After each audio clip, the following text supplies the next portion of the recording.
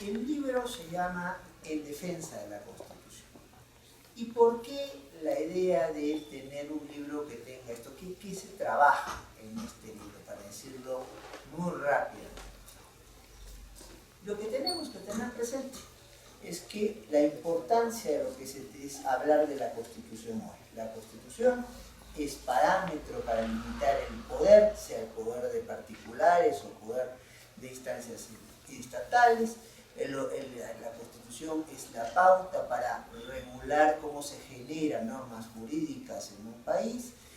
La Constitución es el parámetro que nos permite especificar cómo se llena de contenido las diferentes disciplinas jurídicas. Usted puede dedicarse al derecho penal, al derecho civil, a cualquier área del derecho, y siempre hoy el parámetro será ver cómo se regulan estas disciplinas y sus instituciones en función a lo que dice la Constitución o lo que se puede desprender del texto constitucional.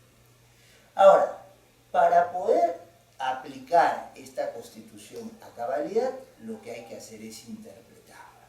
Lo que hay que hacer es, en diferentes situaciones, materializar su sentido, poder concretizar, como se dice, sus principios, sus deberes, sus derechos, sus diferentes disposiciones. Entonces, y esto no únicamente, pero fundamentalmente se hace a través de la labor de jueces constitucionales, que van a ser los que tienen la última interpretación vinculante de la Constitución, y a través de medios específicos, especiales, que buscan ayudar a tramitar mejor estas preocupaciones sobre la Constitución y el cumplimiento de sus alcances. Sobre eso trabaja este libro. Este libro lo que va a plantear es, primero, hoy que se entiende por Constitución, es lo que va a plantear después es cómo se interpreta la Constitución. Luego, en ese contexto, qué procesos, qué medios procesales se usa para la interpretación de la Constitución, qué técnica se usa dentro de esos medios procesales, por ejemplo, algo que hablaremos después a propósito de la exposición que se nos pidió, de qué hablamos cuando hablamos de bloque de constitucionalidad, de qué hablamos cuando hablamos de sentencias estructurales, de estado de cosas inconstitucional. Entonces, esto finalmente, ¿cómo entendemos la Constitución? ¿Cómo podemos aplicarla? ¿Para qué casos se está aplicando? ¿Y qué herramientas nos proporciona para aplicarla y poder hacerla cumplir en nuevas situaciones? Es el objeto de este trabajo. Este trabajo se terminó formalmente a fines del año pasado, tuvo su presentación en Lima, tuvo una muy buena acogida, afortunadamente. Se agotó la edición, ha tenido que haber una reimpresión que también se está agotando. Ha sido presentado en diferentes países, en Italia en Pisa, en España en varias universidades de por allá, y ahora toca hacer una mención a él en Ayacucho. Con eso entonces creo cumplo con lo de la presentación del libro. Voy entonces a lo que se me planteaba como tema para exponer. Se me pidió que hablase, y bueno, ¿qué tanto le toca hacer hoy al juez constitucional? Labor que en este momento me toca desempeñar, pero ojo, en el Perú, en tanto y en cuanto hay una interpretación conforme a la Constitución, hay el ejercicio del control difuso, y hay incluso los mecanismos para un control en abstracto de normas con carácter inferior al de la ley a través de acción popular. También los jueces del Poder Judicial son jueces y juezas constitucionales. Ahora, ¿qué atribuciones tienen estos jueces constitucionales? Parece que muchas, como algo comentaremos, y luego, si son estas funciones muchas, entonces, y la idea es que nadie en el Estado constitucional concentre todo el poder, que tengamos cuotas de poder, competencias, pero que nadie concentre todo el poder y que todos tengamos posibilidad de entonces tener poder controlado. ¿Cuáles son los límites a la labor de otras constituciones? Entonces esto lo vamos a explicar brevemente porque la idea es más bien que conversemos. Entonces, ¿qué es lo que hace un juez constitucional? menciono el término técnico y después paso a la situación específica que está detrás de ese término técnico. En primer lugar, la responsabilidad de un juez constitucional es de la llamada constitucionalización del derecho. Hoy en día, la distribución del poder, si por ejemplo somos regiones y no somos estados a los Estados Unidos, entonces no hay pues un estado de Ayacucho, sino hay una región de Ayacucho, hay un municipio de Huamanga, entonces así como hay otros municipios como puede ser Huancazancos o lo que fuera, entonces esa distribución del poder se hace bajo parámetros jurídicos y esos parámetros tienen su base en nuestra Constitución. En el caso peruano, si nosotros revisamos el artículo 43 de la Constitución, tendremos una orientación de cómo se distribuye el poder. Se dice que el poder es unitario, que quiere decir que para lo no previsto las decisiones se toman del gobierno central, entonces que el poder es descentralizado, quiere decir que hay cuotas de poder que han sido transferidas a regiones, a municipios provinciales, a municipios distritales. Entonces, que exprima la idea de la separación de poderes, quiere decir que nadie tiene todas las competencias, que hay control para las competencias que le toca ejercer a cada cual. Pero constitucionalización del derecho no solamente es porque la Constitución marca pautas en eso, marca pautas en la generación de normas jurídicas. Yo no hago una ley como quiera, el alcalde o la alcaldesa de Ayacucho tampoco hace una norma como quiera, tiene que ceñirse a los procedimientos, a los trámites y a los contenidos que fija su Constitución o se deducen de lo previsto en su Constitución. Y también la Constitución va a ser importante para marcar el contenido de las diferentes disciplinas jurídicas. Ustedes pueden dedicarse a derecho penal, ustedes pueden dedicarse a derecho civil, pero qué duda cabe que el derecho penal, el derecho civil no se puede entender si no está de acuerdo con la Constitución de cada país. Entonces, y las instituciones dentro de estas disciplinas también. No es lo mismo propiedad en el Perú que en Cuba, entre otras cosas porque Perú genera una pauta. No sé si está en ese celular esa pauta, doctora, ¿no? Entonces, el Perú genera una pauta. Entonces, para cómo se distribuye el poder político y cómo se distribuye el poder económico, entonces que no es la misma que Cuba. Y eso lleva a que propiedad acá puede ser propiedad de particulares y en Cuba la propiedad está centralizada y depende del Estado y excepcionalmente la pueden ejercer ellos. Entonces, no solo ¿quién hace cumplir todo este parámetro de constitucionalización del derecho? Pues el juez o la jueza constitucional. Dos, la constitucionalización de la política. Hoy día estamos viendo, los políticos tienen su trabajo y nadie se los debe quitar. Unos de ellos son nombrados y otros incluso elegidos por el pueblo para hacer lo que hacen. Pero no pueden actuar al margen de parámetros jurídicos y sobre todo de pautas constitucionales. Y en ese sentido, tengamos presente lo previsto en la coyuntura reciente. ¿Qué se está discutiendo en la coyuntura reciente? En la coyuntura reciente se está discutiendo si el presidente de la República puede plantear una reforma constitucional para plantear un adelanto de elecciones presidenciales y parlamentarias. ¿A quién se está insinuando desde ya pedirle que defina si el presidente tiene o no esas competencias?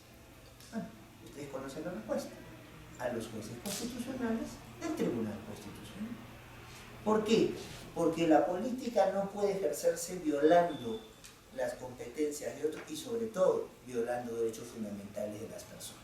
Entonces, los políticos tienen sus atribuciones, pero esas atribuciones no pueden estar al margen de los parámetros constitucionales. Eso se llama constitucionalidad. Y por eso los tribunales constitucionales y los jueces constitucionales evalúan estas decisiones tomadas por los gobiernos, por los congresos, incluso la dación de políticas públicas, si se hacen o no se hacen. Entonces es una responsabilidad hoy de los jueces constitucionales. Es también responsabilidad de los jueces constitucionales asegurar la convencionalización del derecho. Hoy en día hay una diferencia cada vez menor, si es que todavía subsiste, entre los derechos que reconoce la Constitución y los derechos que reconocemos a nivel de los tratados suscritos por nuestro país, e incluso de aquellas pautas que se imponen como costumbre, como pauta de orden público internacional, lo que la doctrina llama los códigos. Nuestra misma Constitución dice que todos los derechos tendrán que ser interpretados, no de cualquier manera, sino de acuerdo con lo que hayamos suscrito en los diferentes pactos sobre derechos fundamentales. Nuestro Código Procesal Constitucional va más allá, compromete incluso la jurisprudencia que se haya emitido con carácter vinculante, no solamente recomendaciones, sino cuestiones que exijan de estos tratados, de estas convenciones. Y, para no quedar atrás, a partir del caso Profa, el Tribunal Constitucional, tenemos reiterada jurisprudencia que dice que el control de constitucionalidad y control de convencionalidad son lo mismo. O sea, no puede haber una evaluación para ver si algo es constitucional que descuide los compromisos internacionales suscritos por el Perú en términos de limitación del poder y de ejercicio de derechos. Entonces, es como son una moneda y sus dos caras. Yo no puedo decir que algo es constitucional si viola los tratados que el Perú ha firmado o viola las pautas de los jueces. ¿Quién es responsable de hacer cumplir eso? Pues obviamente es una responsabilidad constitucional. Como es responsabilidad constitucional mediar frente a los problemas políticos, económicos, sociales, bajo parámetros jurídicos más importantes dentro de una sociedad. Finalmente, en esta coyuntura, como lo estamos viendo, ¿a quién se toca la puerta? ¿Qué es lo primero que se dice? ¿Es constitucional o no es constitucional? Es el primer argumento, ¿verdad? Ya nadie te dice si es bueno o malo, si es justo o si es injusto. La manera de legitimarse es decir si es constitucional o no es. ¿Y quién va a definir finalmente si es constitucional o no? Repito, otra vez, el juez constitucional. Y una responsabilidad última, podría ir mucho acá, pero no se trata de dilatar, sino solamente de presentar, está el tema de la integración social. Cuando tenemos sentencias como las que ha sacado el Tribunal Constitucional, favoreciendo el acceso a colegios, entonces ya la educación de personas quechohablantes, como el caso de las hermanas Ciesa, cuando tenemos sentencias en las cuales cada vez progresivamente empuja que se den servicios públicos en lenguas originarias en las zonas de extracción predominantes, como es el caso de Cáceres de Tinoco, cuando frente a la inercia de algunas autoridades por abrir investigaciones en el caso de mujeres violadas, entonces hay sentencias que obligan a hacer esas investigaciones, como el caso de la Segunda Fiscalía Superior de Lima, cuando tenemos sentencias que frente a personas mayores de edad, pero con debilidades a nivel mental, y por eso están encerrados y no son tratados debidamente, como el reciente caso Villén. O sea, cuando nos enfocamos en preocuparnos en sectores que son vulnerables, lo hacemos porque la Constitución nos dice que todos somos iguales en términos de dignidad. Y la defensa precisamente de ese valor, principio y derecho central en nuestro ordenamiento jurídico parte de la Constitución y es responsabilidad de los jueces constitucionales. Por eso se dice que los jueces constitucionales son ahora agentes de integración. Tienen que buscar cohesión, o sea, acercar para que la gente que no tiene nivel de participación la tenga. Tienen que buscar inclusión para que haya cuotas de decisión de todos en la medida de lo posible. Tienen que buscar conciliación de los problemas y, si es posible, prevención de los mismos. Evitar que ocurra generando situaciones para que esto no aparezca. Bueno, entonces, con tantas competencias y estas que se ejercen a través de diferentes funciones, por ejemplo, ustedes probablemente hayan oído hablar que hoy hay sentencias interpretativas. En realidad el término no nos dice mucho, porque toda sentencia es un acto de interpretación, ¿verdad? Pero cuando se habla en doctrina de sentencias interpretativas, lo que se está haciendo referencia es a aquella preocupación por hacer priorizar la interpretación conforme a la Constitución y rescatar ese ese valioso principio de presunción de constitucionalidad. Nosotros todos partimos de que se presume que todo es constitucional. Sí, entonces, y que solamente cuando no hay forma de salvar la constitucionalidad es que vamos a una declaración de inconstitucionalidad. Si presumiéramos lo contrario, no podríamos vivir, porque seguramente su compañera no aplicaría una ley porque la considera inconstitucional, nuestro amigo Bainalaya no aplicaría una ordenanza de la municipal porque la considera inconstitucional, nada tendría real vigencia o posibilidad de real vigencia porque no tenemos garantía de que sea constitucional. Entonces partimos de la idea que esto es constitucional y tratamos de salvar la constitucionalidad de las cosas. Y cuando tenemos que declarar inconstitucional, hacemos el esfuerzo para que esa declaración de inconstitucionalidad esté lo más acotado posible. Y si eso nos obliga a, dentro de posibles lecturas de las normas, escoger, por ejemplo, para alguien este vaso puede estar medio lleno, para alguien puede estar medio vacío, y yo tengo que, para salvar la constitucionalidad de una norma o de una actuación, tengo que decir, para efectos de esto, el vaso está medio lleno y no medio vacío, estos esfuerzos por salvar la constitucionalidad de una norma son lo que se llama sentencia interpretativa, que nos puede decir, léase así esta norma, se puede decir, exhorto a que se lea de esta manera la norma, que puede decir, quite esta norma para salvar su constitucionalidad, ponga esto para salvar su constitucionalidad, cambie algunas cosas para salvar la constitución. Y eso es competencia de los jueces constitucionales, sobre todo de los jueces de las instancias más altas, llámese los tribunales constitucionales.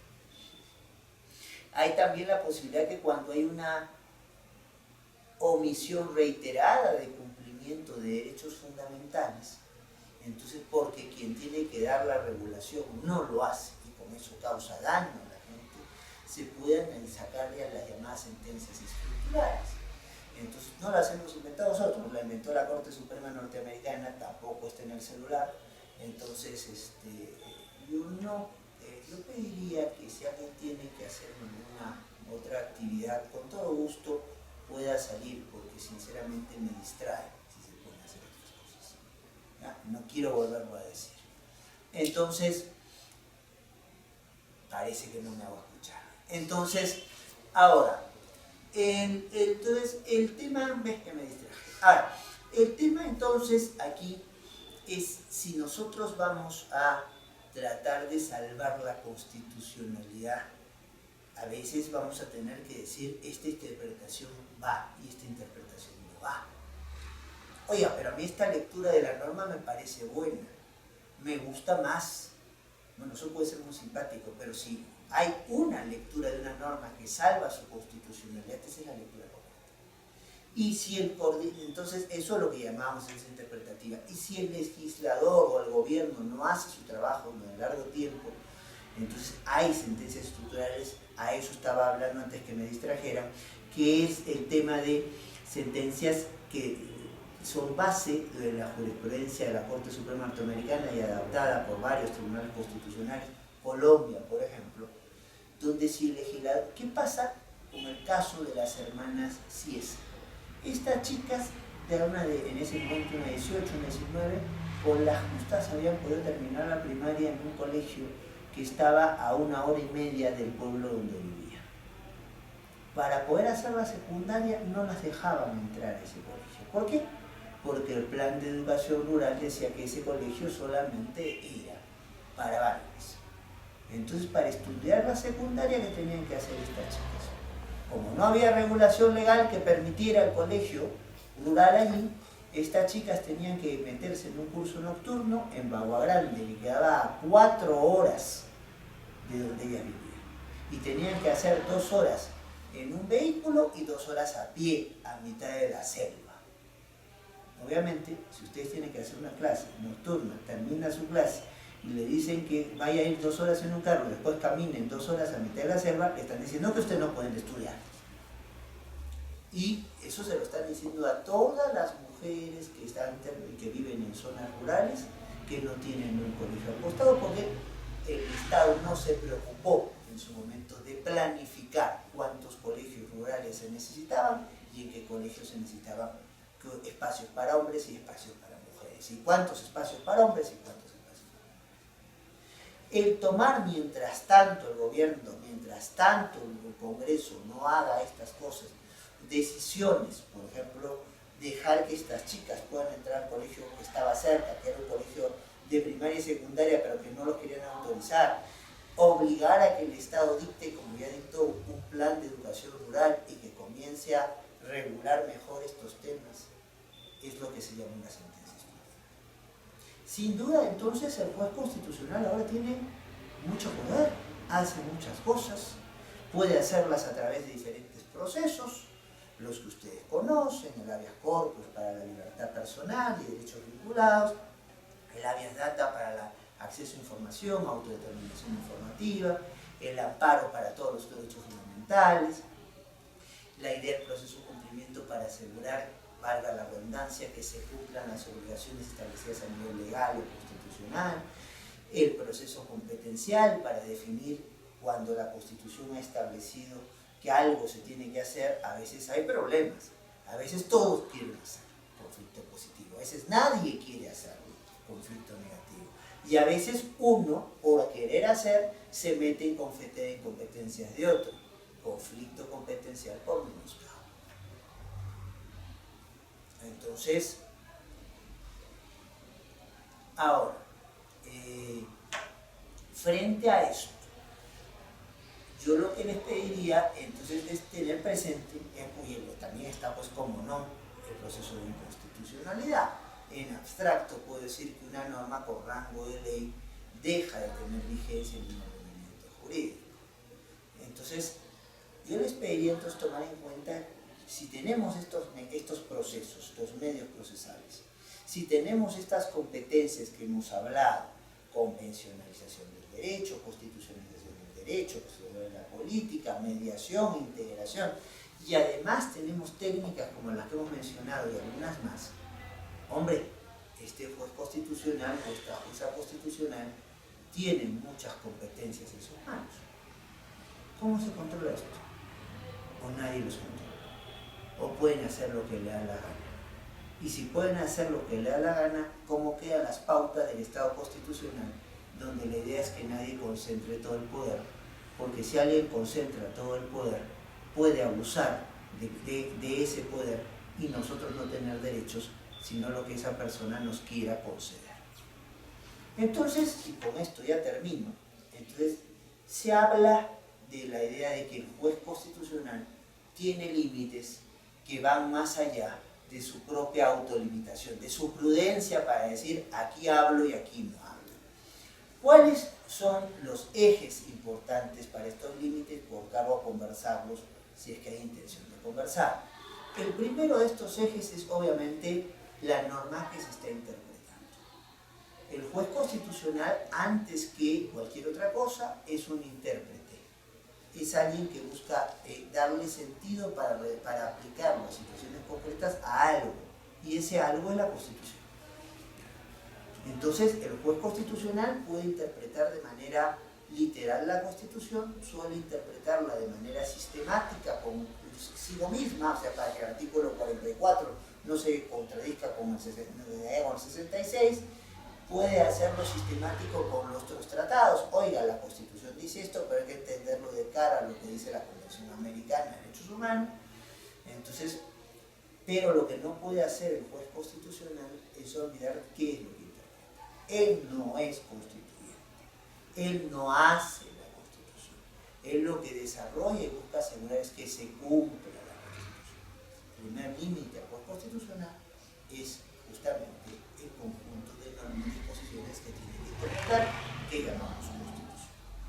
El segundo límite que tiene un juez constitucional es su carácter de autoridad, la posibilidad de ejercer una cuota de poder que se la reconocemos todos. Entonces, porque la Constitución lo dice, las leyes lo dicen, una serie de normas también lo señalan. ¿Qué pasa con quien tiene autoridad? ¿Lo puede ejercer de cualquier manera? No.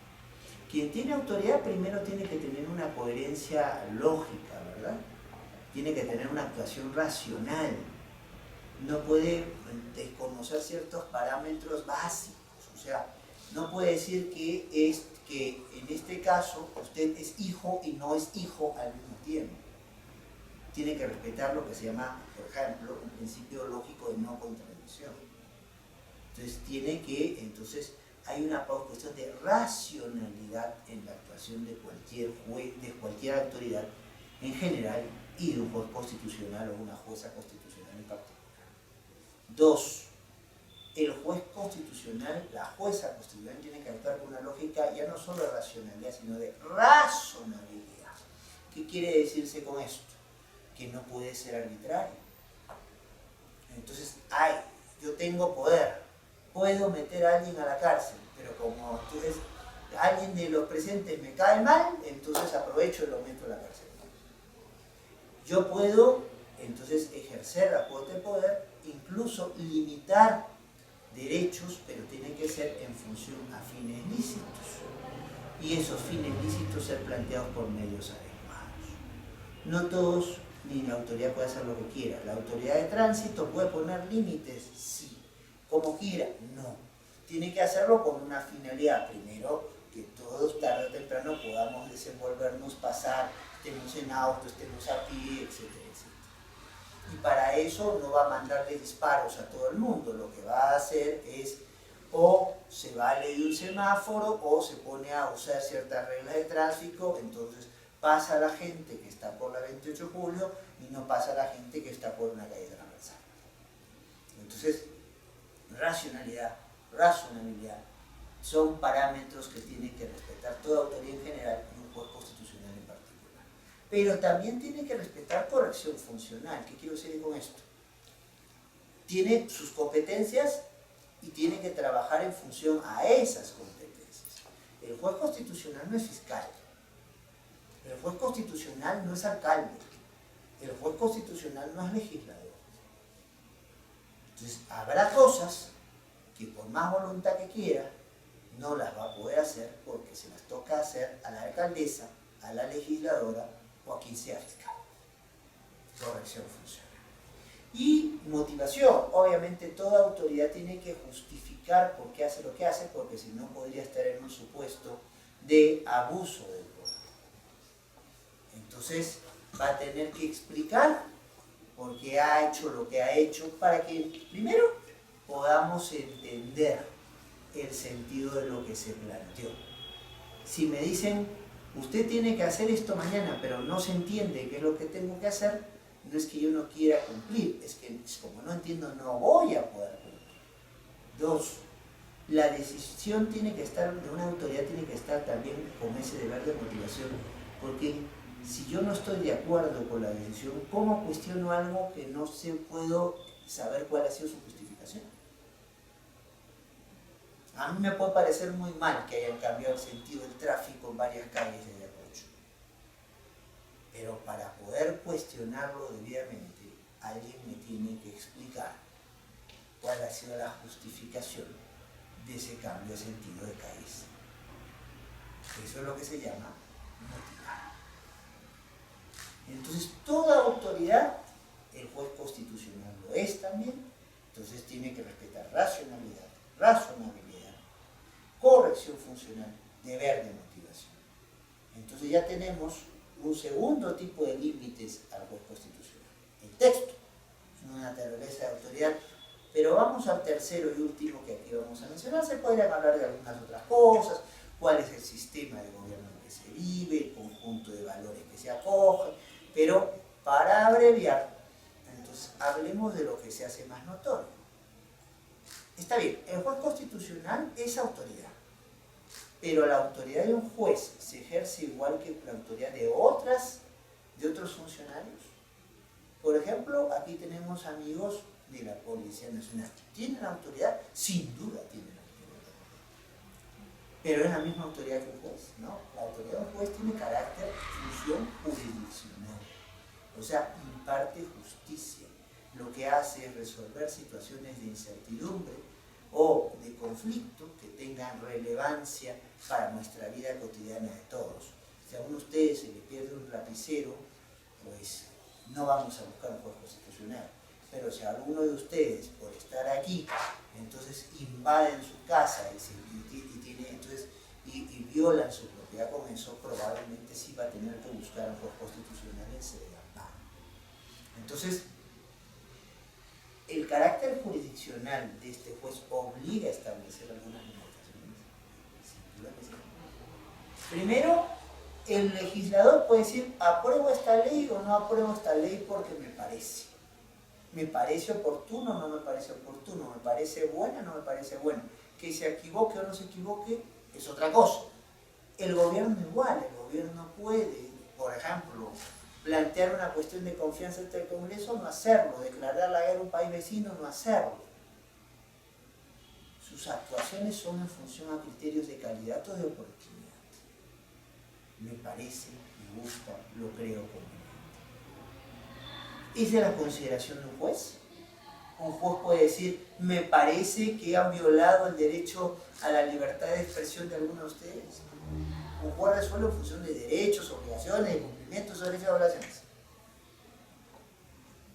Primera diferencia. Entonces, por la naturaleza jurisdiccional de su lado. Segunda diferencia. ¿El juez resuelve sobre lo que quiere o resuelve sobre lo que se le presenta? Para decirlo en términos técnico-procesales, ¿el juez resuelve cualquier pretensión? No. El juez resuelve la pretensión que se le plantea para conocer y aquellas que tengan conexidad, vinculación con esa pretensión. O sea, se presenta a cualquiera de ustedes como jueces constitucionales la discusión sobre la constitucionalidad de una ordenanza regional de Ayacucho. Muy bien. Allí como jueces constitucionales pueden aprovechar para pronunciarse sobre la constitucionalidad de una regulación que hay en Loreto.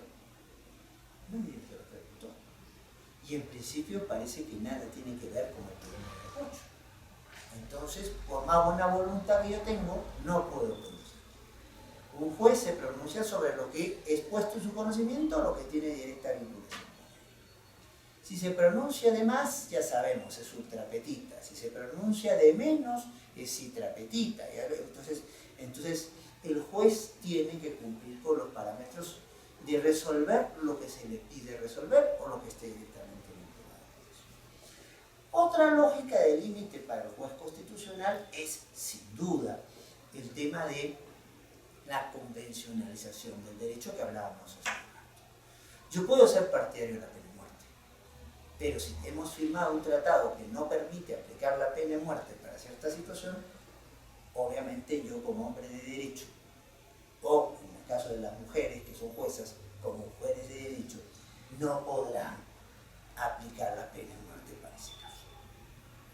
Otra consideración de límite está en lo que es las cuestiones de plena especialidad. Hay una enorme discusión, por ejemplo, sobre qué momento comienza la vida. Para algunos dicen que desde que un espermatozoide y un óvulo se encuentran, ya hay vida. Para otros, cuando ya estamos en un proceso de anidación, se encontraron y llegan a cierto sitio donde pueden comenzar a desarrollarse.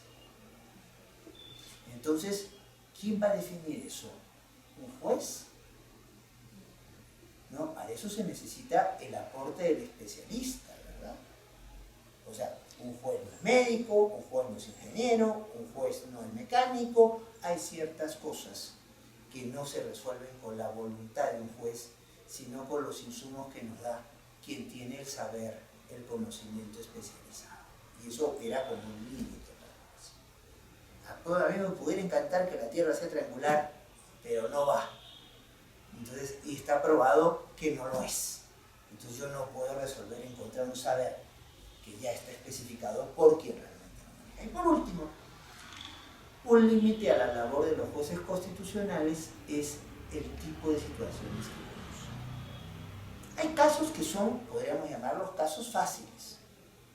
Entonces, si alguno de ustedes entra, la persona que estuvo aquí jugueteando con el celular, y que ya salió hace un rato, pero entra y ahora ya no quiere solamente usar su celular, sino el de todos ustedes, y groseramente les arrancha o con una pistola les saca el celular a todos ustedes, es muy claro que les está robando y no hay caso difícil ahí que resolver.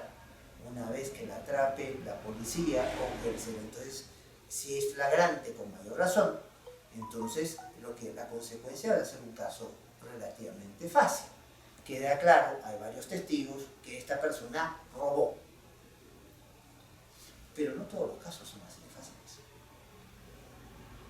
Hay casos que son difíciles y hay lo que se llama incluso en doctrina, Manolo Atienza ha trabajado mucho eso, trágicos, donde entonces quien tenga que resolver va a resolver donde considere que se cause menos daño, porque siempre daño va a haber. Les pongo un ejemplo. Seguramente ustedes han oído hablar de la lógica del aborto terapéutico. O sea, situaciones en donde hay una criatura por nacer, niño o niña, pero eso pone en grave riesgo la vida de la madre.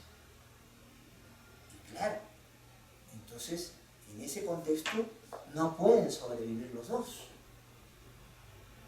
Si se pone ese caso a razón de un juez, alguna de las dos partes involucradas va a tener un perjuicio. ¿Y qué perjuicio? Un perjuicio irreparable. Pero eso hace que el juez no tenga que resolver. No, el juez va a tener que resolver. Lo que va a tener es un límite para resolver, que es otra cosa. Entonces, esto es lo que quería presentarle como idea. El juez constitucional tiene hoy muchas competencias.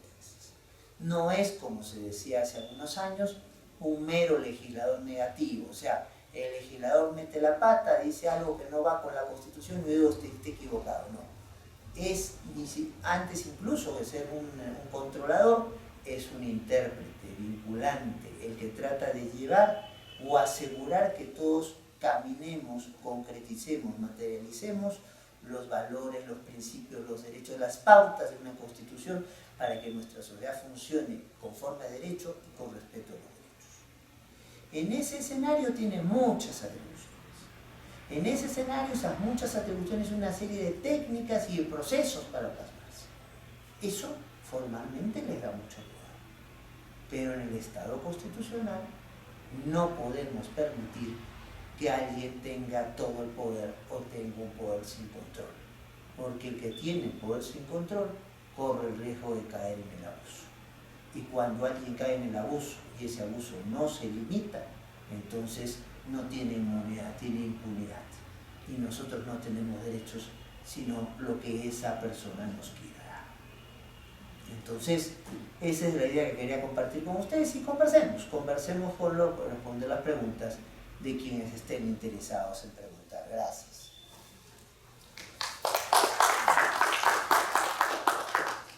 Bueno, no sé, mano alzada, conversar. Sí. Buenos días, buenos días. Quería preguntarle sobre un caso en particular que tenga que ver en la Cámara con el tema de corrupción de funcionarios, donde la Contraloría había tenido algunas competencias sancionadoras, si no me equivoco. ¿Ya? Y el tribunal se ha pronunciado hace unos meses sobre quitarle esa atribución. No se ha pronunciado quitar. Vamos a aclarar, que yo estoy parte de esa sentencia. Usted nos va a dar sobre ese caso. ¿Cuál es la conclusión en la que han obtenido, donde mucha gente considera que se ha abusado de poder por parte de la Contraloría? Vamos a eso, con todo gusto. De sancionados, que para mucha gente está muy bien que se sancione la corrupción y para otra gente pues es un exceso que debería haber contra una instancia superior. ¿Nos podría dar un... Con todo gusto. A ver, vamos por partes. Hay cosas que un juez, sea ordinario o constitucional, puede contestar y otras que no puede contestar. Porque en algunos casos hay adelanto de opinión. O sea, cuando un juez dice, no hemos resuelto sobre eso, pero no debiéramos resolver sobre tal otra cosa porque eso es contrario, ya está adelantando. Cualquier parecido con la realidad es mera coincidencia. Yo nunca lo hago. Lo que sí puedo es comentar los alcances de una sentencia así muy reciente que hemos tenido. Entonces, ¿qué se establece en el Perú? Todos, por lo menos quiero pensar que así es, todos estamos decididamente en contra de la corrupción, que le ha hecho mucho daño y sigue haciéndole mucho daño a nuestro país. Y hay que enfrentarla de manera radical. Pero el remedio no puede ser peor que la enfermedad. Entonces, así, y lo hemos dicho ahorita, hemos dicho que todos tenemos competencias que ejercer, pero no podemos ejercerla de cualquier manera. Tenemos que ejercerla respetando los parámetros constitucionales. Y eso implica, por ejemplo, tener un debido proceso. Eso significa que si alguien me va a sancionar, yo sepa con claridad cuáles son los alcances de la sanción que me va a plantearse. El principio de taxatividad. Eso implica que la sanción no solo no debe ser genérica, sino que entonces debe estar debidamente establecida, o su principio de tipicidad. Eso implica en ciertos casos, cuando estamos reportando derechos fundamentales, que esto tenga que estar no en cualquier norma, no en un acuerdo de unos amigos o un consejo ejecutivo o un acuerdo municipal, no, que tenga que estar en una norma con rango de ley. Y eso no porque se me ocurrió y a mis colegas del tribunal también, no, lo dice la Constitución. Entonces, ¿qué es lo que pasa? La Contraloría General de la República hace unos años se le da competencias para que pueda ejercer labor fiscalizadora. No solamente supervisión, no solamente detectar cómo se manejan los fondos públicos, sino que si considera que alguien ha violado sus competencias, lo pueda sancionar.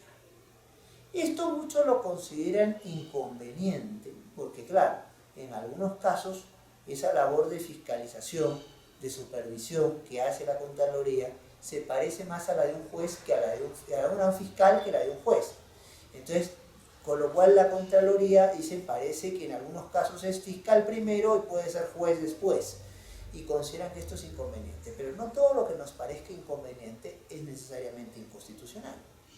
A mí me puede parecer inconveniente que entonces se organice una fiesta en las ruinas de Huari, pero eso no lo hace que eso sea inconstitucional. O sea, lo inconstitucional no es lo inconveniente, no necesariamente es lo que no me gusta, no es lo que... Entonces, es aquello que no responde a ciertos parámetros, aquellos principios que se desprenden de la misma Constitución o de su interpretación convencionalizada. Entonces, y además, ¿qué tratados ha firmado el Perú? Todos absolutamente, de aquellos que piden a nivel interamericano y a nivel mundial la persecución a nivel jurisdiccional por el órgano con máxima competencia posible para desterrar los casos de corrupción. Entonces, y no solo a nivel jurisdiccional, sino a nivel administrativo. Entonces, en ese contexto, puede gustarme o no, pero no puedo decir que es inconstitucional que la Contraloría tenga competencias fiscalizadoras. El problema es cómo estaban diseñadas esas competencias. Entonces, ¿qué es lo que pasa? ¿Las pautas estaban previstas en una ley? No. Había una ley que decía, démosle potestad sancionadora a la Contraloría, pero esto se desarrollaba en un reglamento, no en una ley. 2. Mirábamos ese reglamento y ¿qué pasaba? Teníamos situaciones muy abiertas, muy genéricas, sin tipificación, o sea, no se cumplía el principio de reserva de ley, no se cumplía el principio de tipicidad, no se cumplió el principio de taxatividad. Y claro, un funcionario público puede ser un sinvergüenza, ¿ya? O una funcionaria pública también, pero todos, desde el más recto de los ciudadanos hasta el más terrible y asqueroso de los mismos, tenemos derechos fundamentales que respetar.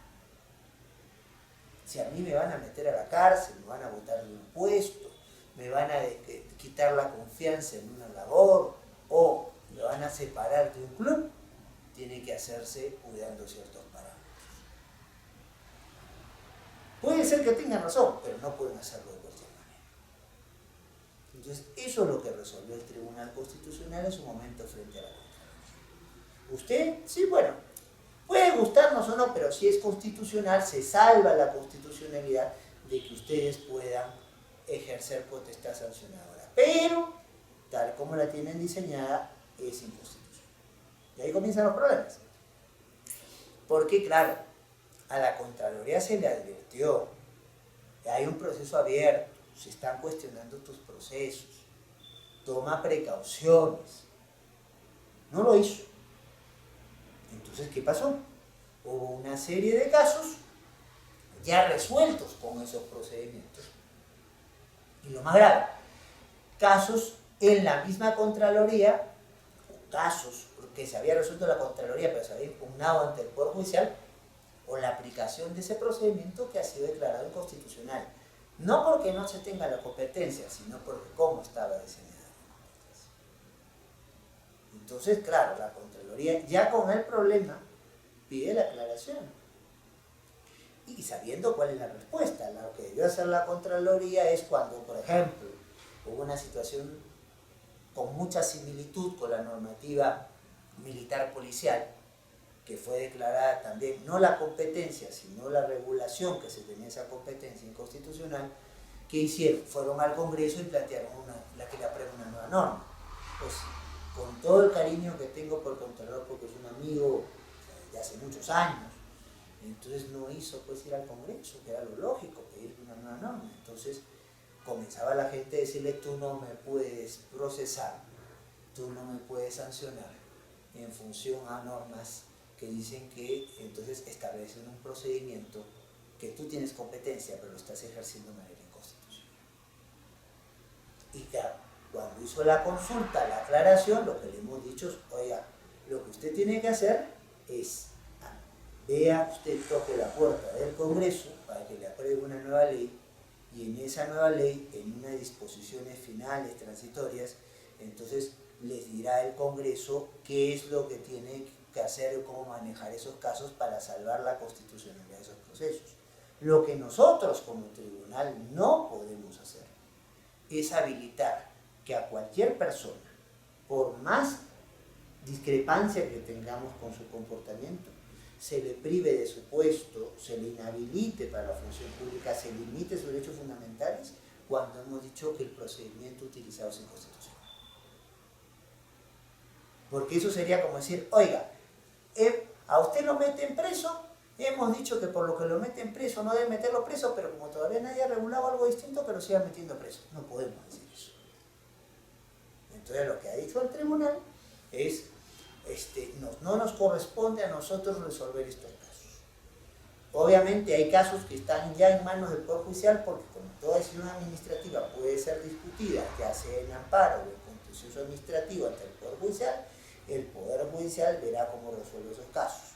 La Contraloría misma, entonces, ya no puede seguir un procedimiento de caso que es inconstitucional, ya verá qué hace con sus casos. Lo lógico que debiera hacer en cualquier supuesto es buscar, si el problema es porque le dieron una ley inconstitucional, ¿qué es lo que haría cualquiera de ustedes si tiene que aplicar una ley y le dicen que esta es inconstitucional?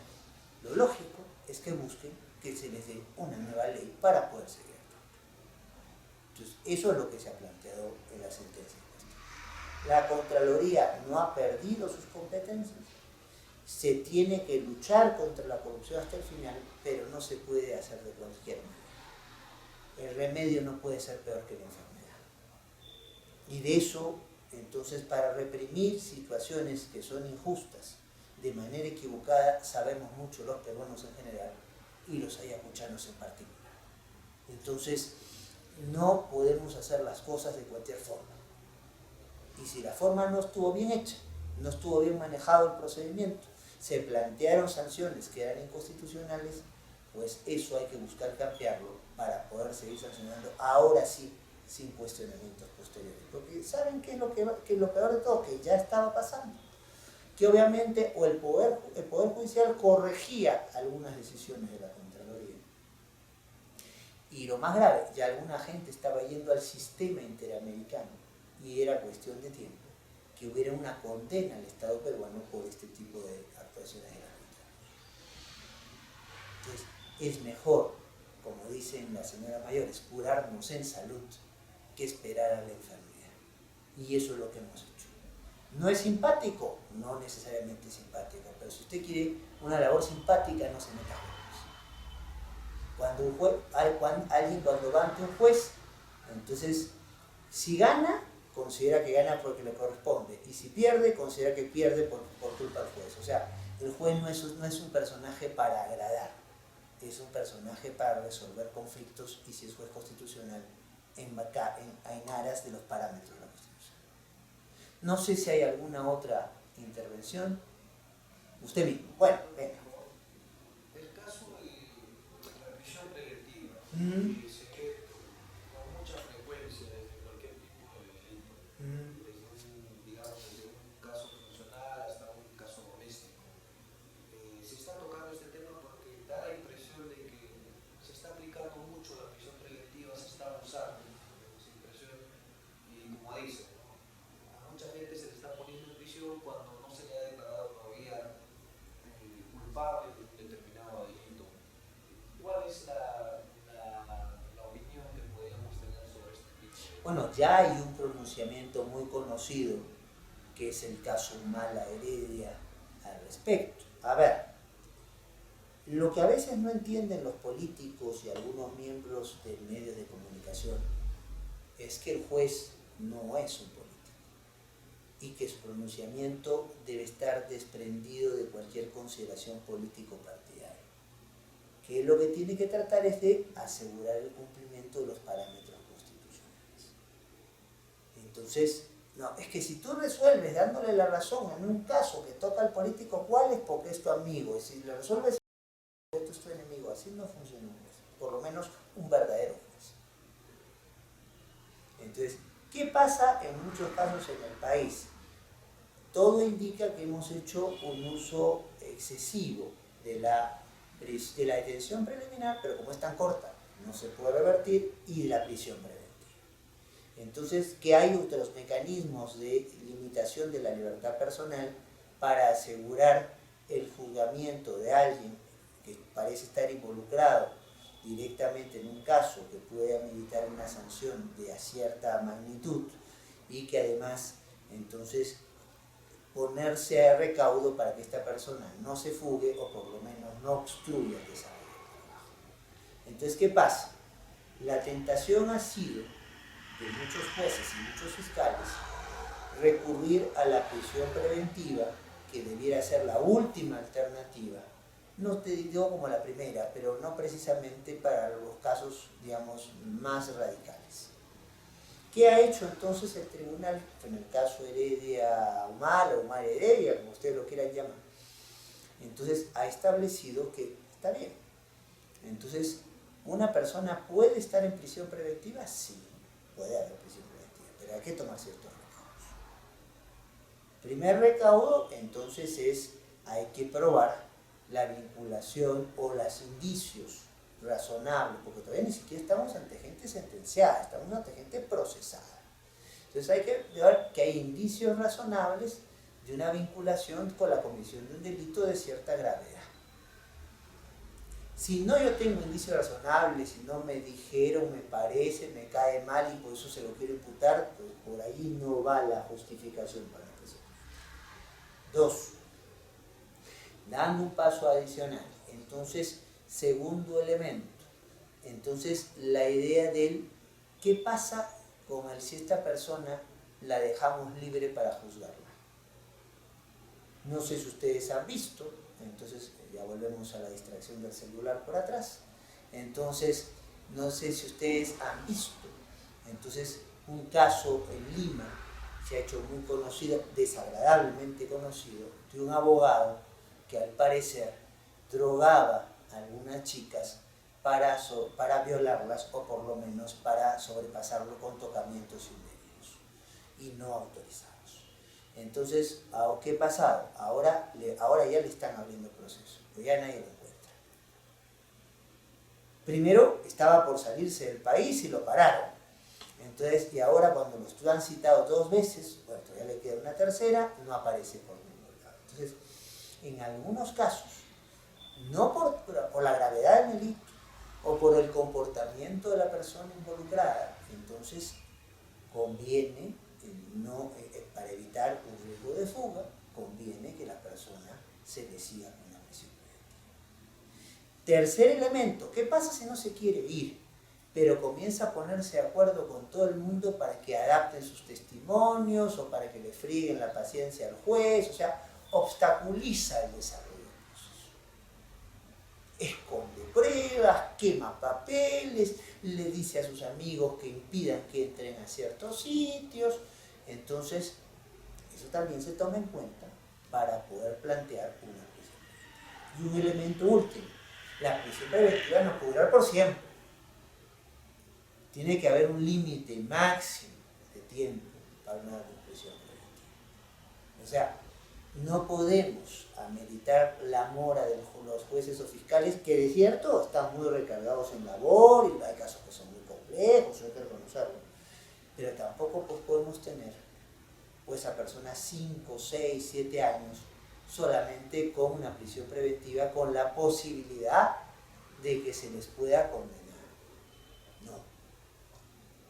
Es más, la prisión preventiva debiera ser una pauta a aplicarse, entonces, ya mismo, solo excepcionalmente para casos donde no hay acusación, y la acusación fiscal debería venir casi de inmediato. En el caso Humala Heredia, nadie ha dicho que sean inocentes.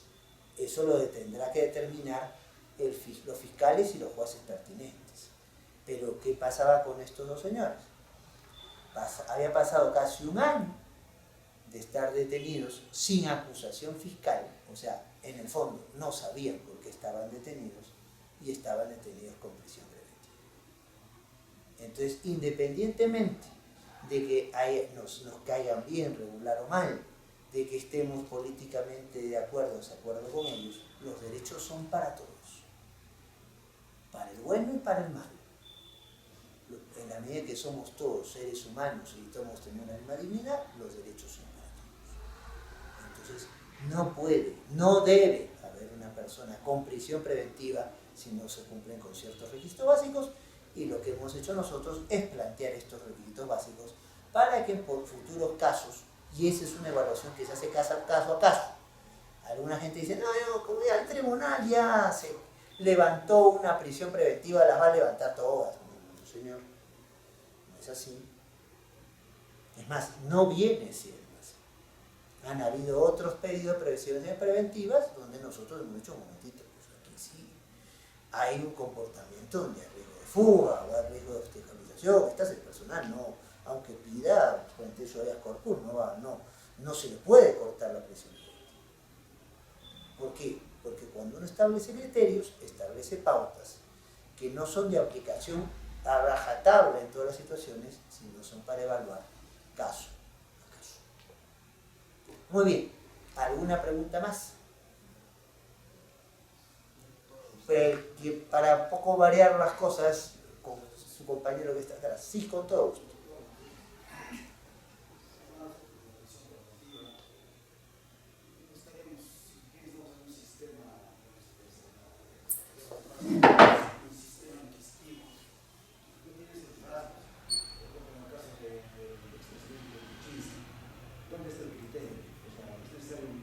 Yo no voy a hablar del caso Kuczynski porque es un caso que puede llegar al tribunal constitucional.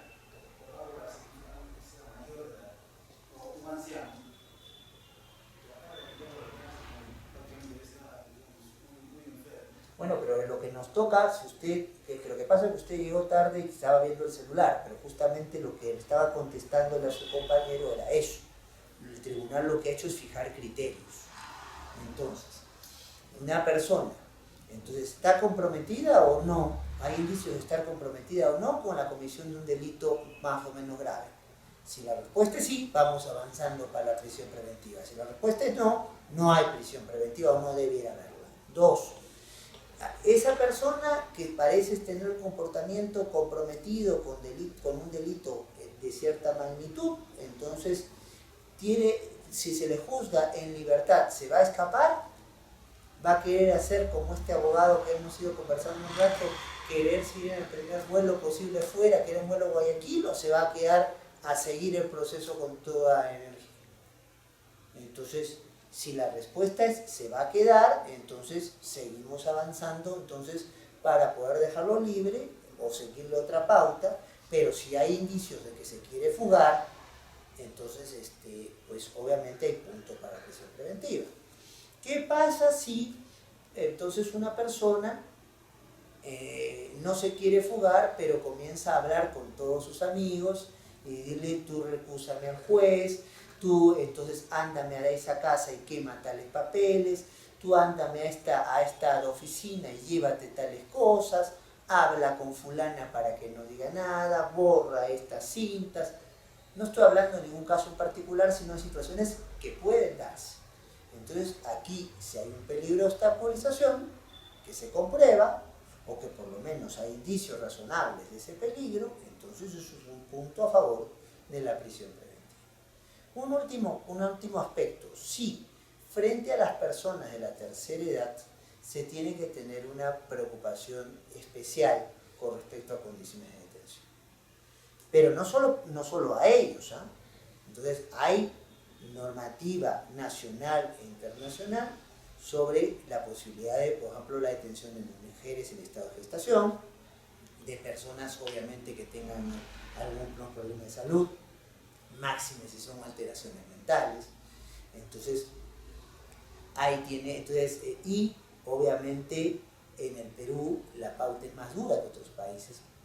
En el Perú, en principio, el menor de edad no comete delitos, comete faltas y no va a una cárcel, va a un centro especial, supuestamente especializado para tocar estos temas. Entonces, habrá que tomar en cuenta, no es lo mismo entonces la situación de alguien que pueda estar en el riesgo de una prisión preventiva, si es madre gestante, si tiene más de 70 años, si tiene alteraciones mentales, etcétera, etcétera. Eso habrá que verlo en cada situación. Sí. Bueno, para eso hemos venido, con el mayor gusto. En el escenario que tanto se comenta de un gobierno radical, un cambio de constitución, si bien es cierto no tiene que ver el Parlamento, ¿hay algún momento el tribunal empieza a preguntarse qué hacemos para un mejor aprovechamiento de los recursos naturales de la población? En todo lugar dice, no está obteniendo ganancias o no siente que está ganando, por el contrario, solamente un grupo de empresarios se aprovecha de toda esta condición. ¿Hay alguna situación? Vamos distinguiendo cosas. En primer lugar, para la aprobación de una nueva constitución, obviamente no hay un mecanismo previsto en la misma constitución. O sea, la constitución tiene una vocación de permanencia, salvo en situaciones muy excepcionales. El Perú tiene una de ellas. Teníamos tanta inestabilidad al principio de la República que la Constitución de 1828, muy valiosa porque fija algunas pautas que seguimos copiando por inercia hasta hoy, era tanta la inestabilidad que decía esta Constitución tiene vigencia 5 años. Y después nos pondremos a discutir si sigue rigiendo o no. Obviamente, el sueño de ser constituyente hizo que tuviera la Constitución de 1834. Entonces, pero estas cosas son muy raras. En principio una constitución está hecha para durar mucho tiempo y a tal caso la idea más que hacer un nuevo texto es de hacer reformas, o sea, de hacer cambios o en su redacción o cambios en su comprensión. Entonces, reformas formales o lo que se llama mutaciones, que pueden ser reformas informales, fundamentalmente por comprensiones distintas de parte del texto.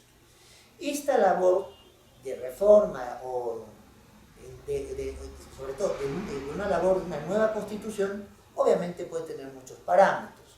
En el caso peruano, históricamente las nuevas constituciones han sido aprobadas por asambleas constituyentes, o sea, grupos convocados para hacer una constitución, y algunos de esos grupos, como en el caso de la 93, al mismo tiempo ejercían labores de congresos ordinarios, por eso se llamaba Congreso Constituyente. En otros casos, otros países, lo que se ha hecho para una aprobación de una nueva constitución es un referéndum, directamente. En el caso peruano hubo un trabajo de una asamblea llamada Congreso Constituyente y después hubo el referéndum. Entonces, hay 1000 fórmulas.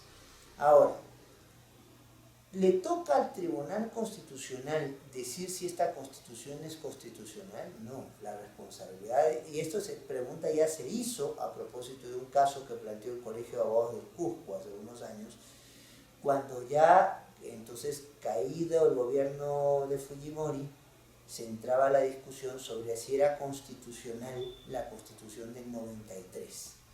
Entonces, se tiene un largo texto, el Tribunal de aquel entonces, algunos de ellos se comienzan a explicar toda la evolución histórica del pacto. La conclusión era muy cortita. Un tribunal constitucional está hecho para ser intérprete de una constitución y obviamente lo que tiene que tratar es de salvar la constitucionalidad y si su constitución es imperfecta, como lo ha sido la nuestra, tratar de llenar de contenido adecuado. Por eso hay el desarrollo de una serie de temas que se ha hecho, por ejemplo, de cara a tratados internacionales. Si usted ve la Constitución dice muy poco sobre derechos sociales. Y muchas de las cosas que hoy se sostienen, unos estarán de acuerdo y otros no, pero ha sido básicamente por jurisprudencia del Tribunal Constitucional. Entonces, el Tribunal Constitucional no aprueba constituciones, lo que sí, nuevas constituciones, tampoco la reforma. Lo que sí puede hacer es, en esa lógica de materializar sus alcances, permitir su mejor comprensión y su mejor desarrollo. Que eso puede promover ciertos comportamientos que usted considere buenos, entonces, o desanimar comportamientos que usted considere malos. Eso ya es una evaluación que cada cual hará. Nosotros, y aquí sí hablo como juez constitucional, lo que es tratamos de salvar la constitucionalidad de las situaciones y tratamos de apuntalar las normas constitucionales en función a los principios y a los valores que están detrás de ellas. Si el escenario internacional sirve, bienvenido sea. Entonces, uno no tiene necesariamente la constitución que quiere. Entonces, toda sociedad tiene que pensar que debe contar con ciertas reglas de juego. Si no tenemos reglas de juego, estamos en una lógica de una barbarie. Que en algún momento esas reglas de juego habrá que cambiarlas. Bueno, cuando haya consenso suficiente para sostener el cambio, se hará. Y mientras tanto, lo que hay que hacer es interpretar estas pautas o cambiar de interpretación de algunas cosas que se han entendido de alguna manera algún tiempo, pero que no necesariamente tienen que entenderse así siempre. La Constitución norteamericana no ha cambiado mucho, pero hace algún tiempo, igualdad, incluso una sentencia, como de 1898, Plessy versus Ferguson, decía separados pero iguales, o sea, igualdad significaba que la población blanca tenía educación, pero en sitios distintos y condiciones distintas que la población negra, que la población blanca tenía transporte, pero en sitios distintos y condiciones distintas que la población negra. Llega, después de muchos años, llega dos casos de la Brown contra el Board of Education, o sea, contra el Ministerio de Educación. Entonces, y allí igualdad ya no solamente es un sentido formal, es en un sentido material. Igualdad es que todos en principio tengamos las mismas oportunidades. Entonces, cambió la Constitución. En la Corte Warren en el siglo XX no cambió el texto de la Constitución, lo que cambió es la interpretación del parámetro. Entonces, a un tribunal constitucional o a una alta corte que hace las veces de un tribunal constitucional, lo que le corresponde es eso, interpretar su Constitución, tratar de llevar su Constitución para poder comprender nuevas situaciones, ganar con el aporte que puede haber de experiencias comparadas y sobre todo cumplir con compromisos que pueden establecer con tratados que el país haya celebrado o pautas que se imponen ya como parámetros internacionales, o sea, como normas de lenguajes. Bueno, no sé si hay alguna intervención adicional. Sí, con todo gusto.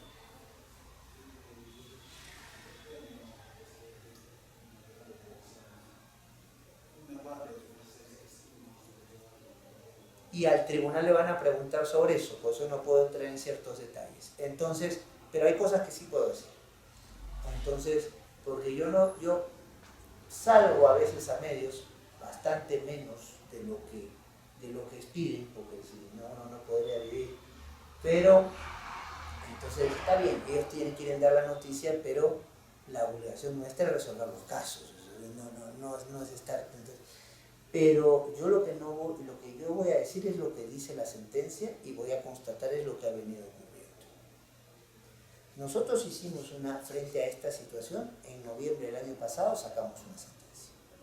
¿Qué es lo que se nos planteaba? Se nos planteaba sí. Entonces el presidente de la República, en realidad no el presidente, formalmente el presidente de Consejo de Ministros, o en su caso la presidenta de Consejo de Ministros, podía ser cuestión de confianza por una reforma constitucional y por reformas legales. Y nosotros lo que dijimos es, esta institución que le hemos traído de países, entonces, de regímenes parlamentarios, no establece límite alguno. O sea, la decisión de la cuestión de confianza es una decisión que es donde el gobierno de turno sabe que es una decisión difícil, sabe que es una decisión que puede en algunos casos ser impopular o rechazada, entonces por la población, entonces la pone en conocimiento del Congreso y compromete al Congreso a que lo apoye. O sea, la clase política cierra filas sobre eso. Entonces, no hay límites en el derecho comparado. 2, tampoco cuando uno ve el debate constituyente hubo límites. Entonces, quien hizo la propuesta de incluir la cuestión de confianza en la Constitución 93, el entonces constituyente Chirino Soto, ya fallecido, no planteó una institución con límites.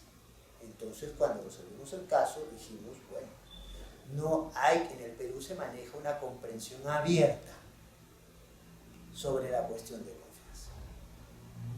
No dijimos en favor o en contra nada de alguna norma en particular. Dijimos que se maneja una comprensión abierta. No es cierto, como que se ha dicho por ahí, que dijimos, pero no, se va a aplicar para tales casos. No, eso no lo dijimos. Mira la sentencia. La sentencia dice que la comprensión que hay que hacer de esto es abierta. Punto. ¿Eso qué quiere decir? Que la sigo entendiendo abierta o que en un caso posterior de repente le pongo algunos límites, pero hasta hoy he dicho que es abierta. 2, pasamos al plano de las constataciones. Entonces, y ahí hay que preguntarse si es la primera vez en el Perú donde se ha dado o se ha pedido una cuestión de confianza frente a reformas constitucionales y si no es la primera vez, si fue concedido eso o no y por quién fue concedido. Y permíteme dejarlo como pregunta porque si no ya estoy casi en el límite del adelanto de opinión, pero hay que revisarlo, o sea, con lo cual en conclusión, el caso no ha llegado al tribunal. Si el caso entonces llega al tribunal, hay respuestas que el tribunal puede dar porque todavía nadie le ha preguntado específicamente, aunque ha dicho que la comprensión del tema es amplia. Y por último, usted como buen lector de hechos todavía recientes hará su evaluación si esto se ha dado en la práctica en el Perú o no se ha dado antes en el Perú, y si se ha dado, ¿por qué ahora no debiera darse? Y si no se ha dado, ¿por qué habría que seguir sosteniendo que no se dé? Esa evaluación se la dejo a usted porque lo que yo no quiero es caer precisamente en una lógica de adelanto de opinión de un caso que muy probablemente llegue.